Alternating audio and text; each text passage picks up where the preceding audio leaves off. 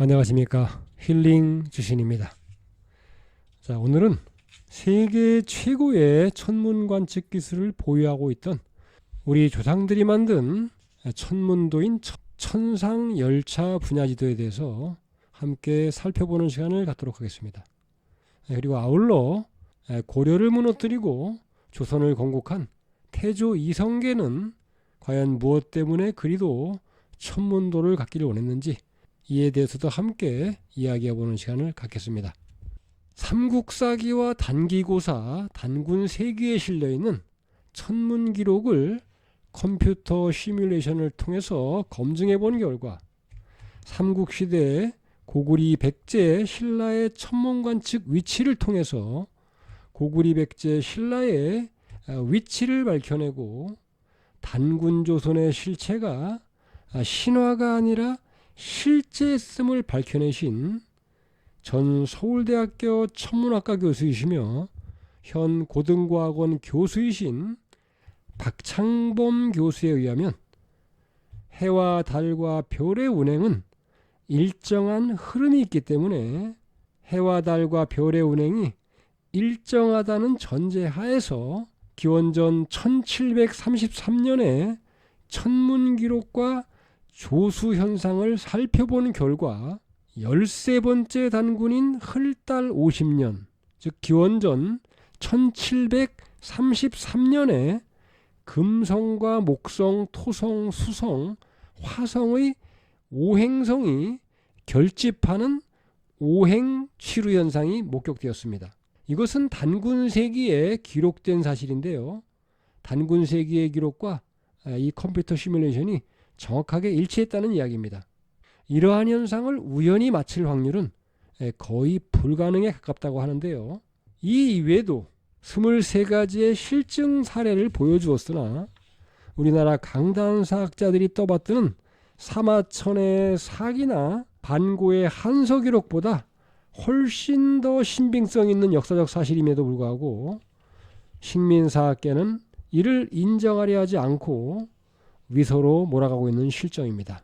역사학에서 사료로서 가치를 높게 평가하는 금성문인 천상열차 분야 지도도 중국의 순우 천문도보다 오히려 정교하고 정확하다는 것을 식민사학자들은 인정하고 싶지 않은 것 같습니다. 중국에서는 별의 크기를 구분하지 않았습니다. 하지만 우리는 별의 밝기에 따라서 별의 크기를 달리 표현했으니 당연히 우리의 천문기술이 더욱 우수하다 함은 두말할 필요도 없을 것이지만 중국의 천문기록을 베낀 것이라며 오히려 부정하려 하고 있는 실정입니다. 태백성인 금성이 낮에 나타났다는 것은 중국의 기록에는 보이지 않는 것인데 계산해 본 결과 실제로 이것이 일어났었음이 밝혀졌는데도 말입니다. 태조 이성계가 조선을 건국하고 새 왕조의 징표로서 천문도를 갖기를 원했는데 어느 날 한 노인이 천문도의 탁본 한 점을 나라에 바치며 그 탁본의 원본 석각은 본래 고구려 평양성에 있던 것인데 전쟁으로 인해서 강물에 빠졌다고 하였기에 고려를 무너뜨리고 역성왕조를 세운 태조 이성계로서는 조선이 하늘의 명을 받아서 건국된 나라라는 명분을 얻기 위해 평양성에 있었다는 석각의 탁본을 귀중히 여길 수밖에 없었으며 이것을 새로이 다시 돌에 새길 것을 명하였다고 합니다. 즉 조선의 정통성과 대의 명분을 위해서 고구려의 천문도는 태조 이성계에게 꼭 필요했을 것으로 보입니다. 국립고궁박물관에 소장 중인 이 천문도의 석본은 가로가 122.8, 세로가 200.9cm로 돌에 새겨진 것이며 성도는 원형의 중심에 북극성이 위치해 있습니다. 천상열차 분야지도라는 이름을 풀이하면 하늘의 별자리를 나누어 그린 그림이라고 말할 수 있으며 간단히 말하면 천문도인 것입니다. 별들이 반짝이는 하늘 공간을 방위와 방향으로 규정하기는 어렵기 때문에 3차원 우주 공간에 퍼져 있는 별들을 사람이 이해하기 쉽도록 지상의 방위와 방향에 맞게 2차원 평면에 펼쳐놓은 것이 바로 천문도인 것입니다. 북극성을 기준으로 삼아 관측할 수 있는 별자리들을 12구역으로 나누었는데 조선 백성들이 밤하늘의 별을 바라보는 지침서로서 표준 천문도였던 것이죠. 우리나라와 만주 그리고 중국의 하북성과 산동성에 이르기까지 고조선 시대에 수많은 고인돌들이 발견되고 있습니다. 그 중에는 별자리가 그려진 고인돌도 다수 발견되었는데 불과 얼마 전까지만 해도 고인돌에 새겨진 구멍들을 별자리라고 생각하지는 못했었습니다. 그러다 1978년 충북 청원 아드기 마을에서 발견된 고인돌 유적에서 크고 작은 별이 60여 개 이상 새겨진 돌판이 발견되었는데요. 학자들은 아드기 돌판의 점들이 진짜 별자리인지를 확인하기 위해서 진파리 4호 무덤의 별자리와 기원전 15세기 지성리 고인돌의 별자리와 기원전 5세기 북극성 주변의 별들을 컴퓨터 프로그램으로 구현해서 서로 비교해 보았다고 합니다. 그랬더니 그 결과 아드기 돌판의 별 배치가 고구려 별자리와 아주 유사하다는 사실을 확인하였으며 이로써 고인돌에 새겨진 구멍들이 하늘의 별자리를 나타내는 천문도였음을 확인하게 되었던 것입니다. 더욱 놀라운 것은 돌판에 새겨진 별들의 지름이 별의 밝기에 따라서 크기가 다르다는 점인데 별이 밝으면 크게, 별이 흐리면 작게 표시하는 고구려 천문학 전통이 이미 고조선 시대부터 시작되었음을 확인하게 된 것입니다. 천상열차 분야지도의 원본을 만든 고구려인들은 아드기 돌판을 만들었던 고조선 때부터 세계 최고의 천문 관측 기술을 전수받았던 것입니다. 천상열차 분야지도는 고려와 조선으로 이어지는 수천 년의 천문 관측 기술과 역량이 드러난 걸작으로 우리 민족의 자긍심이자 자랑스러운 세계 인류의 문화유산이라고 할 수 있을 것입니다. 고구려 시대엔 고분을 만들 때 방은 네모나게 그리고 천장은 둥글게 했으며 천장에는 별자리를 그려놓았습니다. 이것은 개천설이라는 우주관이 투영된 무덤 건축 방식인데요. 지금까지 발견된 고구리 고분 중 별자리가 그려진 고분은 25기이며 별의 개수는 총 800개에 육박한다고 합니다. 4세기 중반에 만든 안악 3호분에서 천장 별자리 벽화가 처음으로 발견되었는데 중요한 것은 천상열차 분야지도에서 별의 밝기에 따라 별의 크기를 달리 그렸듯이 고구려 벽화에서도 역시 이러한 특징이 나타나고 있었습니다. 덕흥리 고분의 북두칠성은 실제로 별의 밝기에 비례하여 그렸으며 육안으로 구별하기 힘든 8번째 보성까지 그려놓았으며 6세기 말에 축조된 진파리 4호분에서는 전체 하늘을 한꺼번에 볼 수 있는 전천 천문도가 천장 판석에서 발견되었는데 진파리 4호분의 별들은 총 6개의 등급으로 구별해서 밝기를 다르게 표시했으며 136개의 별들이 그려져 있었다고 합니다. 중국 문헌에서 전천 천문도가 등장하는 시기는 8세기 정도지만 고구려에서는 이미 그보다 200년이 앞선 6세기에 전천 천문도가 고분벽화로 등장하고 있는 것입니다. 고구려의 전천 천문도는 바다 건너 일본에서 발견되었는데 일본 나라현 아스카 지역에서 1998년 기토라 고분에서 고구려 천문도를 닮은 기토라 천문도가 발견되었던 것입니다. 이 무덤 천장에는 해와 달 그리고 28수의 별들이 고구려 무덤 양식대로 빼곡하게 그려져 있었으며 진파리 4호분 천장 별자리처럼 별들의 금박을 입혀놓은 상태였습니다. 천상열차 분야지도와 유사한 기토라 천문도가 만들어진 시기는 7세기지만 별의 관측 장소는 일본 아스카 지역이 아닌 바로 북위 39도 지역으로 밝혀졌습니다. 이것은 일본에서 별을 관측한 것이 아니라 고구려에서 별을 관측했음을 보여주는 증거라 하겠습니다. 고구려 백제 신라 중에서 천문도를 남기고 있는 나라는 현재로서는 고구려가 유일하지만 삼국사기에 따르면 세 나라가 모두 국가적인 차원에서 천문관측과 기록을 했음을 알 수 있습니다. 삼국사에는 일식이 67회, 해성은 59회, 유성과 운석이 41회, 월식 20회